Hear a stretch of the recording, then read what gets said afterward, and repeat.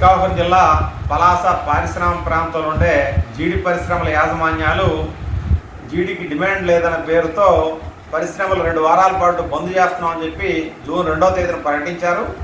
2 వారాలు పూర్తయినప్పుడు కూడా ఈరోజు కూడా జీడి పరిశ్రమల యాజమాన్యాలు పరిశ్రమలు తెరవకపోవడంతో పరిశ్రమల్లో పనిచేస్తున్న కార్మికులు సుమారు 20,000 మంది కార్మికులు ఉపాధి లేక ఆకలితో అలమటిస్తున్న నేపథ్యం ఉంది.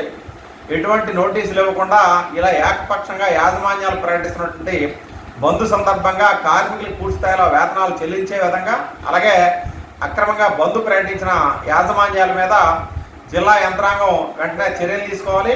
కార్మిక శాఖ అధికారులు కూడా మూసివేసిన కాలానికి కార్మికులందరికీ కూడా వేతనాలు చెల్లించే విధంగా చర్యలు తీసుకోవాలని చెప్పి డిమాండ్ చేస్తున్నాం. అలాగే ఈ 2 వారాల కాలానికి కూడా కార్మికులందరికీ కూడాను పిఎఫ్, ఈఎస్ఐ కూడా అమలు చేయాలి. ఎందుకంటే కార్మికుల తాలూకా పని దినాలు తగ్గిపోతే ఈఎస్ఐ పని దినాలు లేకపోవడంతో కార్మికుల అనారోగ్యకు గురయ్యే అవకాశం ఉంది. కాబట్టి దానికి కూడా యాజమాన్యాలు బాధ్యత వహించాల్సి ఉంటుంది. ఈరోజు జీడి పరిశ్రమల్లో పనిచేస్తున్న కార్మికులకు సంబంధించి అది తక్కువ వేతనాలతో ఇబ్బందులు పడుతున్న నేపథ్యంలో ఈ రకంగా సంవత్సరంలో 2-3 దఫాలు ఈ రకంగానే పరిశ్రమల యాజమాన్యాలు ఉద్దేశపూర్వకంగానే డిమాండ్ లేదన్న పేరుతో ఎప్పటికప్పుడు ఈ రకంగా పరిశ్రమల బంద్ ప్రకటించడం వల్ల కార్మికుల తాలూకా జీవనం కష్టంగా మారుతుంది.